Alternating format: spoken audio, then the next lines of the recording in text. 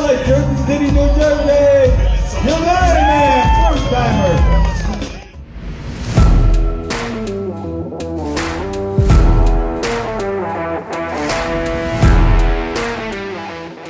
It's pretty cool, man. You were talking about it for a really long time.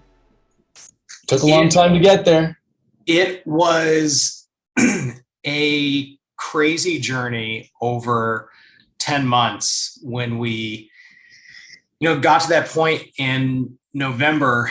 And it all actually started with Chris Nikic, who became the first person with Down syndrome to do an Ironman. And after I saw him cross the finish line at Ironman Florida in 2020, it just kind of made me think like, I have to do this. And then that was, I cried I teared up when he was going over. And I was just like, that dude has something special. I got to figure out what that's all about. So actually, when he showed me, he was like literally having it live. And I had no idea what a big deal it was. I didn't have an idea until 2 months before when I started to put it all together. Then I realized, wait a second, apparently this is difficult. It's a crazy undertaking. And I remember when you shared that information with me, and then when you also said, hey, I'm going to do one now. And I know you and Jing are very, very busy building a business where you're traveling a lot. You had a lot of stuff going on. You obviously have 2 kids. Crazy time. And you say, you know what? I'm going to do an Ironman at the same time. Little nutty. I signed up to it without knowing what it was. Yeah. I signed up to a meeting. Jordan signed up, and then he sort of asked me to be in it as a support crew. Register first, tell the family later. So we registered for it, and I honestly did not know what an Ironman truly was in terms of the gravity of the event, with a 2.4 mile swim, 112 mile bike, and then 26.2 mile marathon to follow that. Just the numbers didn't compute until the final months when we had to start putting it all together. And then I realized this is actually something that's difficult. That's why the cutoff time is 17. Yeah, it's a 17-hour cutoff time. And to kind of give the facts and figures here, so my swim for 2.4 miles took over 2 hours, and there was a 2 hour and 20 minute cutoff. 400 people didn't finish that swim. Then you go into the bike, and mine took 7 hours. Then the marathon, and mine took, I think it was around 5 hours and 15 minutes or so. And I didn't even know how to train for this. I didn't have a bike. I didn't have a bike until 2 months before the event. I think it's very fair to note here that not only did it didn't just take you a long time because you're a bad swimmer. That swim course was terrible. The waves were crazy. I mean, some of the professionals and like very, very good age groupers were complaining about how difficult it was. The fact that you made it to the time threshold was remarkable. And then to come on your question on the bike, you did an Ironman on a road bike. And now I've also done an Ironman on a road bike. And I know that you and I would advise everyone we know never to do that. Never to do that. That's just making it twice as hard. So after you're out in the water for over 2 hours, you get on the road bike, which is your longest part of the day. Yeah. So on the swim, I was in the group that was targeting an hour and 15 minutes. And the swim, it was 2 laps around a pier. Mm-hmm. The first lap was one of the most difficult physical experiences I've ever had in my life, not because of a mosh pit that was saying about that didn't happen. That only happened around the turn buoys when everyone's climbing on top of one another, trying to get around the turn buoy. And then you have the chop because of the current. And then you have the waves. I actually didn't recognize what I was going through because it was so bad. And when I get done with that first lap, my mom, who was also there with Jing and our friends and the family, apparently she started to tear up because she's never seen me that bad. And so I get out of the first lap. I'm like, all right, done. And then, they said, no, lap 2. So I'm into lap 2, and I had to find a different game plan for this. And so my game plan was do 10 strokes and then look up, but do not look up before 10 strokes, because it was so difficult. And I felt like I was doggy paddling in a washing machine full of salt and just being hit on every single direction. So I had to find some type of stability for that part of the course. What was going through your head at that point? And I have the pleasure of being friends with you both, so I know that your training involved pushing your kids in the stroller and doing family runs on the weekends and taking turns with the kids. Like, what was going through your mind when you were swimming? I mean, was it thinking about that stuff? Was it thinking about Chris? What was keeping you going? I honestly, in the first lap, was so confused and so overwhelmed that I didn't think of anything. I literally just survived that first part. Mm-hmm. And then the second part, it was just that swim thought of 10 strokes, then look up and think about nothing else.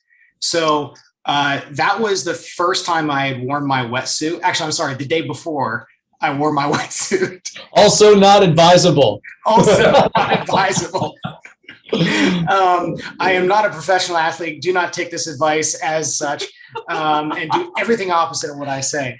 And so actually then on the bike, when being out there, so 70 of the 112 miles were strong wind. It's like we couldn't even catch a break no matter which direction we were going. And on top of that, being in that particular position on a road bike, it puts even more undue stress on the body. Yep. And so you get done, where as you're going through that, you kind of go through this wild exploration of thoughts, because you don't have music. You don't have audiobooks. You can't carry your cell phone. Yep. And so you're spending 7 hours on the bike chilling. You're just watching butts fly by you as when you're on the road bike. And you don't get to see, any of your friends or family, right? Because the bike course is just so desolate. So what was keeping you, did you have another cue for your bike, like the swim, or what was keeping you sane during that piece? During the bike piece, I think what I had to do was to break it into pieces, because it was so long. If you just think, I have 6 hours and 50 minutes left to go on this, you'll drive yourself crazy. Yep. And so just like a lot of things in life and in business, you just have to chop it up into small pieces and say, okay, I know it's around 15 minutes to get to this next station, or whatever that piece is. So I get off the bike, and as you're getting off the bike, then you realize that you have a marathon to do. And so put the bike equipment, change into the running gear. And I'm not going to lie, I was just probably in that mental state, like, are you kidding me? Like, do I really have to go now do a marathon? And I was just not in a good mood the first 2 to 3 miles. My legs hurt. And then I found somebody who had run 50 plus marathons, and I just wanted to follow that person. So on the run. Wait a minute. So you just started to chat people up while you're running the marathon? Sounds about right. Yeah, I was, a little bored. I remember I was updating Mike and the team where Jordan is, and then the speed, and then everybody's watching. It's like, oh, Jordan started at like 30-minute miles. It's not a bad pace. And then slowly goes down to 13-minute miles. Yeah. I was like, what is going on with Jordan? He's just chit-chatting. He's holding court.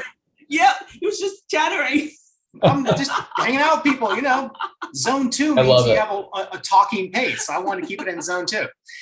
And I met some incredible people out there. For example, one guy who this was his second Ironman, and he's like, I'm 57. This is the last one I'm ever going to do. And I just really want to make sure I get through this. And so on that journey together, he was really struggling. And I, wanted to do my part to really encourage him, say, hey, just focus on that lamppost. Just focus on that stoplight. Let's get to there. Can you give me 30 seconds of running here? And then let's walk for 30.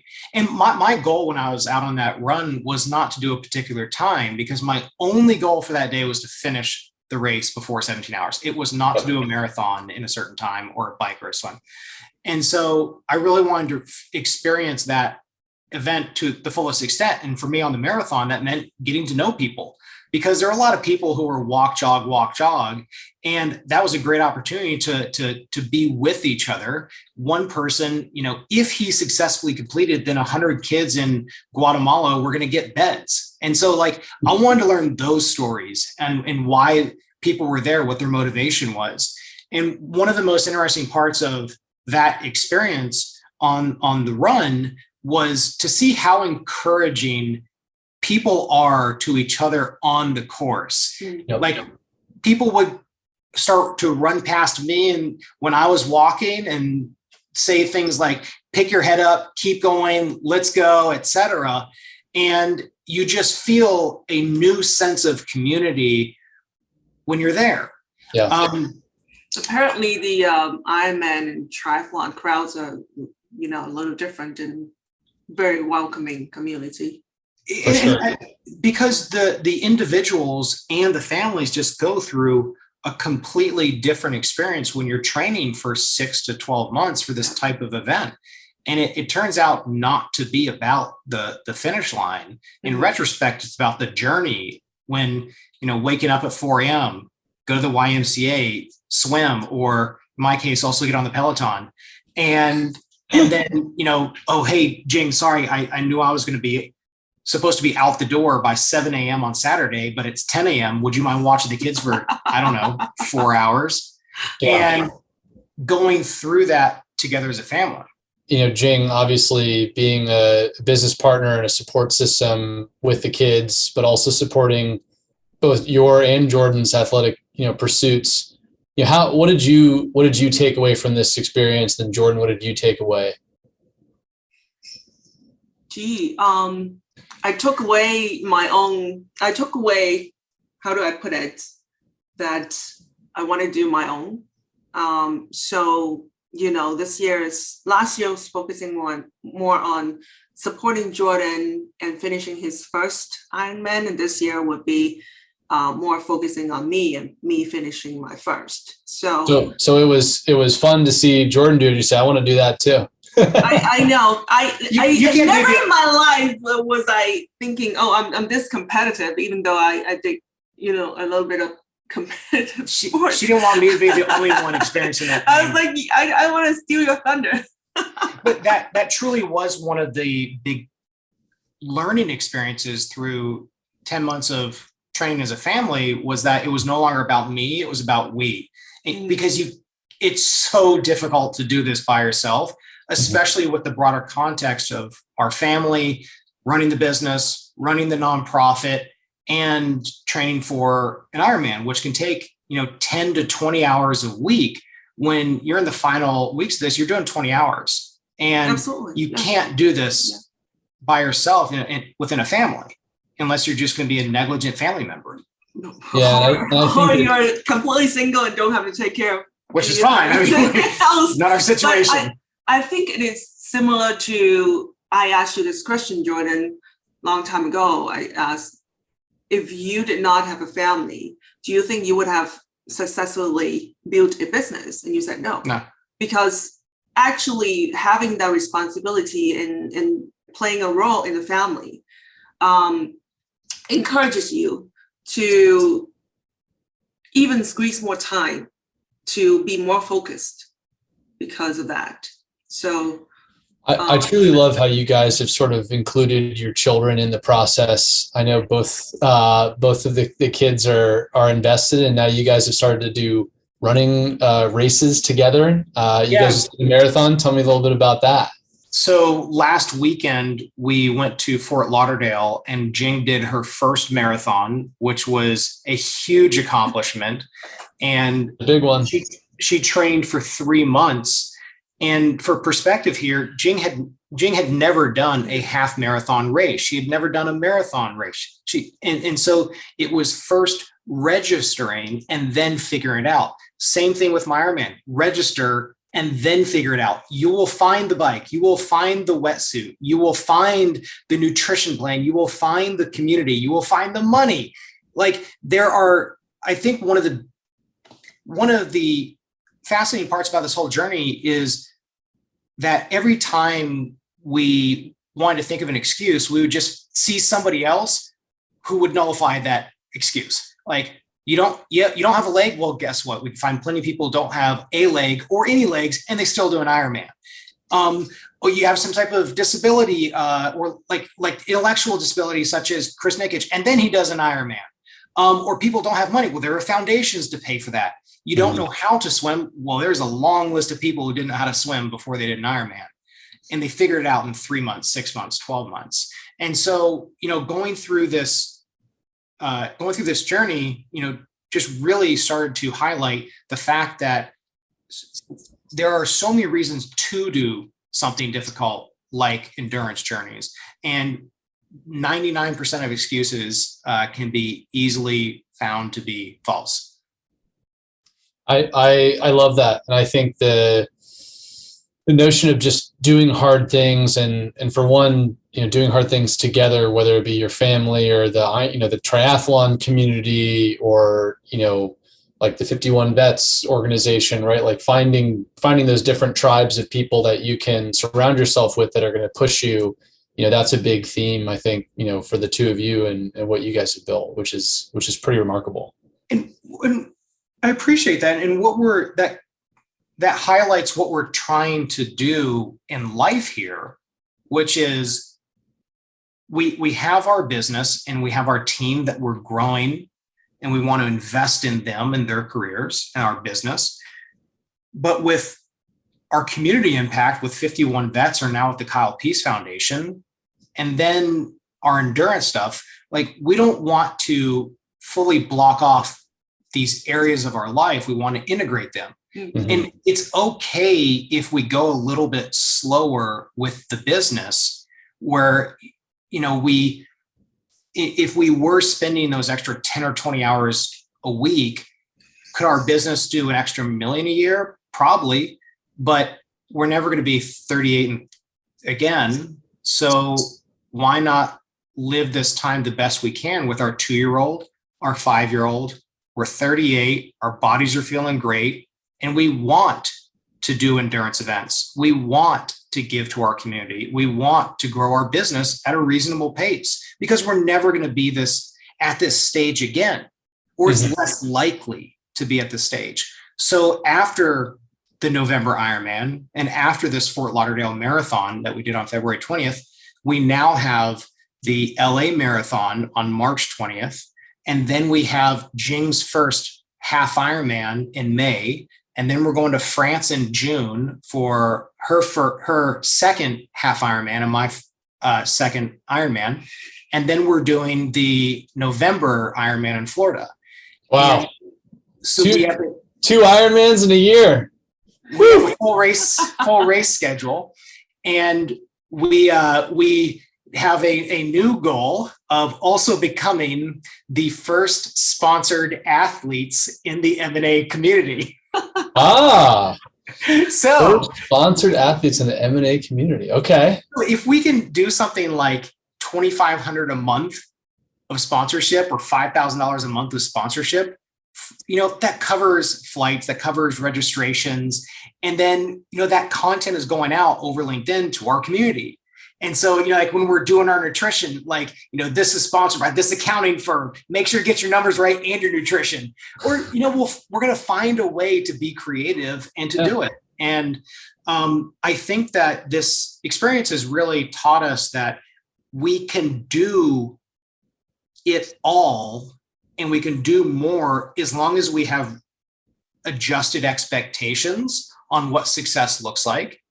And as long as we're still staying focused on growing the family and making sure that we're putting an Ironman effort or marathon effort into being parents and to investing in our colleagues.